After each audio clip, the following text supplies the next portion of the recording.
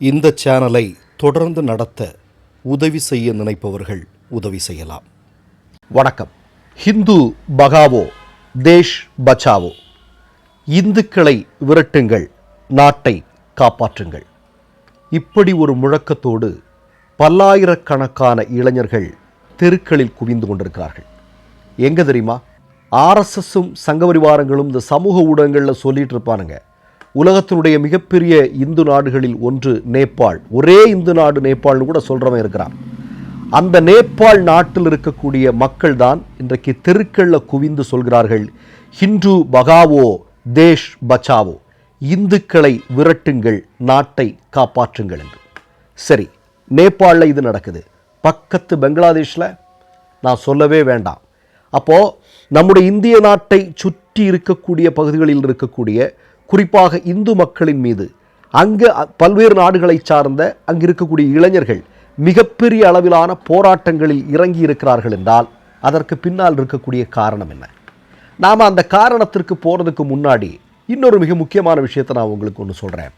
இந்தியாவினுடைய தேசிய பாதுகாப்பு ஆலோசகராக இருக்கக்கூடியவர் அஜித் தோவல் 2014 மோடி ஆட்சி பொறுப்பேற்றதிலிருந்து இன்றைக்கு வரைக்கும் அவர் தான் தேசிய பாதுகாப்பு ஆலோசகராக இருக்கிறார். இப்போ ஆர்எஸ்எஸ்காரெல்லாம் நீங்கள் பார்த்தீங்க அப்படின்னா அவரை ஜேம்ஸ் பாண்டுன்னு சொல்லுவான். இந்தியாவுடைய ஒரு ஜேம்ஸ் பாண்ட் அவர் அப்படின்லாம் புகழ்ந்து பேசுவான். இந்த அஜித் தோவல் சில தினங்களுக்கு முன்பு ஒரு செய்தியை பேசியிருக்கிறார்.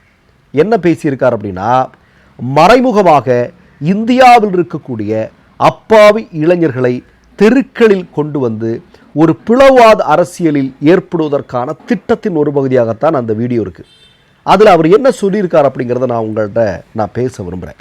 முதல்ல அவர் என்ன சொல்கிறார் அப்படின்னா, காந்தியார் அவர் சத்தியாகிரகம் இருந்தார், பகத்சிங் தூக்கிலிடப்பட்டார், சுபாஷ் சந்திரபோஸ் கடைசி வரையிலும் கடுமையான போராட்டங்களை சந்தித்து கொண்டிருந்தார் இப்படின்னு அவர் அந்த உரையை ஆரம்பிக்கிறார். இப்போ நான் அஜித் தோவலுடைய குருக்களாக இருக்கக்கூடிய ஆர்எஸ்எஸ்காரர்களையும் நான் நேரடியாக ஒரு கேள்வியை கேட்கிறேன். நான் பகத்சிங் பற்றி நம்ம ஒரு செய்தியை பேசலாம். பகத்சிங் தூக்கிலிடப்பட்ட போது இந்தியா முழுவதும் மிகப்பெரிய அளவில் கொந்தளிப்பு, அவருக்கு தூக்கில் போடணும் அப்படின்னு பிரிட்டிஷ்கார் சொல்லும்போது மிகப்பெரிய கொந்தளிப்பு இருந்தது. காங்கிரஸ் உட்பட எல்லா கட்சிகளும் மிகப்பெரிய கொந்தளிப்பில் இருந்தாங்க. அப்போது தேவரஸ்ன்னு சொல்லக்கூடிய ஒரு ஆர்எஸ்எஸ்காரர், பின்னாளில் இந்திரா காந்தியினுடைய எமர்ஜென்சி காலகட்டங்களில் ஆர்எஸ்எஸ்னுடைய தலைமை பொறுப்பில் இருந்தவர், இந்த தேவரசும் சில ஆட்களும் சேர்ந்து அன்றைக்கு ஹெட்கேவரை சந்திக்க போகிறாங்க. ஆர்எஸ்எஸ்னுடைய ஹெட்கேவரை போய் சந்திக்க போகிறாங்க. அப்படி சந்திக்க போகும்போது ஹெட்கேவர் பகத்சிங் பற்றி தேவரசுகிட்ட என்ன சொன்னார் அப்படிங்கிறதெல்லாம் நமக்கு நன்றாக தெரியும். அதை நான் சுருக்கமாக சொல்கிறேன். அதிகாரம் எங்கே இருக்கோ, யார் வெற்றி பெறுவார்களோ அவர்களோடத்தான் நம்ம நிற்கணும்.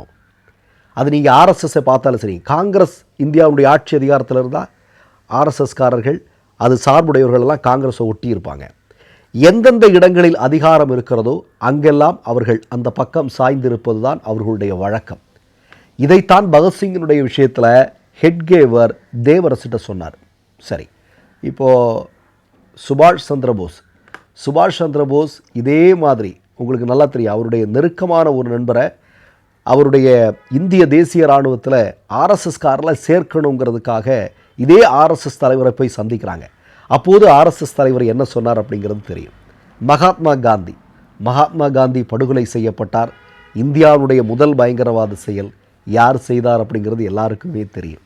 அப்போது மகாத்மா காந்தியும் நேதாஜியும் பகத்சிங் எல்லாம் இந்தியாவிற்காக போராடி கொண்டிருந்த நேரத்தில் ஆர்எஸ்எஸ்னுடைய ஹெட்கேவரும் அவருடைய பிள்ளைகள் எல்லாம் என்ன செய்து கொண்டிருந்தார்கள் அப்படின்னு அஜித் தோவல்கிட்ட நம்ம கேட்க வேண்டியிருக்கிறது.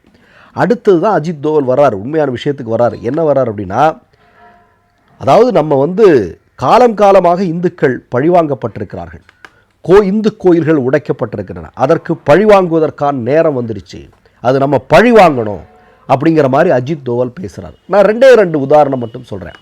அவுரங்கசீப் ஒரு இஸ்லாமியர் சரியாக கப்பம் கட்டவில்லை என்று அந்த கப்பம் பணத்தை எல்லாம் கொண்டு போய் ஒரு மசூதிக்கு அடியில் வச்சார் அப்படிங்கிறதுக்காக அவரையும் தூக்கில் போட்டு அந்த மசூதியை உடைத்து அங்கே இருக்கக்கூடிய பணத்தை அவுரங்கசீப் எடுத்துக்கொண்டார் அப்படிங்கிற வரலாறு உண்டு. இரண்டாவதாக உங்களுக்கு தெரியும் ஸ்ருங்கேரி மடம் இல்லையா, ஸ்ருங்கேரி சாரதா பீடம் நீங்கள் கேள்விப்பட்டிருப்பீங்க. இந்த ஸ்ருங்கேரி சாரதா பீடத்தை உடைத்தது யார்? மராட்டியர்கள் இல்லையா? திப்பு சுல்தானுக்கு வேண்டிய, திப்பு சுல்தான் பல்வேறு உதவிகளை செய்த ஒரு மிக முக்கியமான மடம், திப்புவுக்கு பிடித்த மடம். அந்த மடத்தை மராட்டியர்கள் உடைத்து நொறுக்கினார்கள். ரஜபுத்திரர்கள், அதை பற்றி நம்ம சொல்ல வேண்டாம் இல்லையா? இதெல்லாம் இருக்குது. அப்போ இந்த கதைகளை அஜித் தோவல் திரும்பவும் இங்கே வடை சுட்டு பார்க்குறாரு. சரி, இப்போ நான் அஜித் தோவலுக்கு நேரடியாக வருகிறேன். அஜித் தோவலுக்கு 2 பிள்ளைகள். இப்போ அஜித் தோவல் என்ன சொல்கிறாருன்னா, இந்தியாவில் இருக்கக்கூடிய இந்துக்களே பழைய விஷயங்களுக்கெல்லாம் நம்ம பழி வாங்கணும், கேள்வி கேட்கணும்னு சொல்கிறார் இல்லையா? இவருக்கு 2 பிள்ளைங்க, 2 பிள்ளைங்களையுமே ஆண் பிள்ளைங்க. சரியா?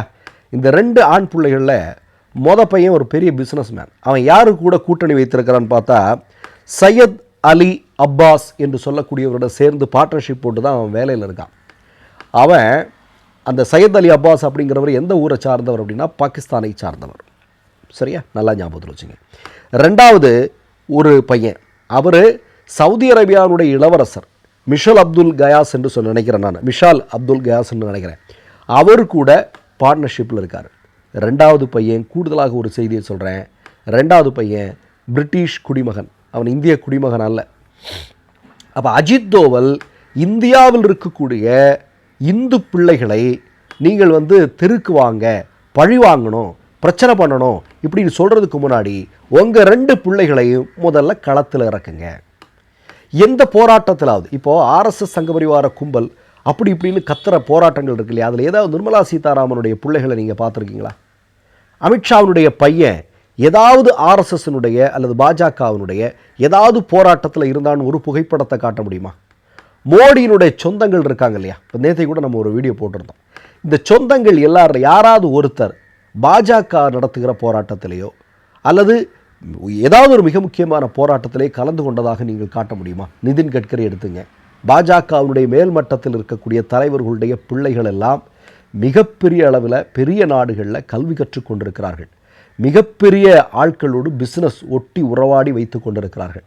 ஆனால் இங்கு இருக்கக்கூடிய அப்பாவி பிள்ளைகளை வாருங்க, நம்ம பழி வாங்கணும், நமக்கு துடிக்குது, வெடிக்குது அப்படின்னு இந்தியாவுடைய தேசிய பாதுகாப்பு ஆலோசகரை இப்படி சொல்லுவது அப்படிங்கிறது எப்படி பார்க்குறது? கொஞ்சம் யோசிச்சு பாருங்கள். எனக்கு இப்போ நல்லா ஞாபகம் இருக்குது இல்லையா? ஆனந்த் பட்வர்தனுடைய டாக்குமெண்ட்ரியில் இந்த நேம் ஆஃப் காட், கடவுளின் பெயரால் அப்படிங்கிற மிக முக்கியமான டாக்குமெண்ட்ரியில் பாபர் மசூதியை இடிக்கக்கூடிய ஒரு காட்சி அது நடந்துட்டு இருக்கும்போது, இந்தியா டுடே என்று நினைக்கிறேன், அதனுடைய நிருபர் சொல்கிறார், பக்கத்து பில்டிங்கில் அத்வானி உட்பட, உமாபாரதி உட்பட பல்வேறு நபர்கள், முரளி மனோகர் ஜோஷி உட்பட அதை மகிழ்ச்சியோடு அதை பார்த்து கைத்தட்டி கொண்டிருக்கக்கூடிய காட்சி. தொடக்கி வைத்தது யார்?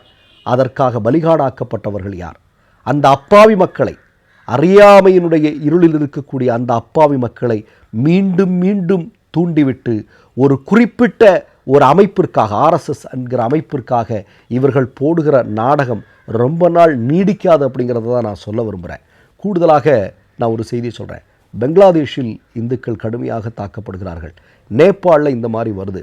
அமெரிக்காவிலிருந்து இந்தியர்களை வெளியேற்றி கொண்டிருக்கிறார்கள். கனடா, நியூசிலாந்து, இப்படி இந்தியாவை சுற்றி இருக்கக்கூடிய பல பகுதிகளில், பல நாடுகளில் இந்தியர்களுக்கு அவ்வளோ பெரிய நெருக்கடிகள் கொடுத்து கொண்டிருக்கும் போது அதை சரி செய்வதற்கோ அதற்கு எதிராக குரல் கொடுப்பதற்கோ இங்கே முடியலை.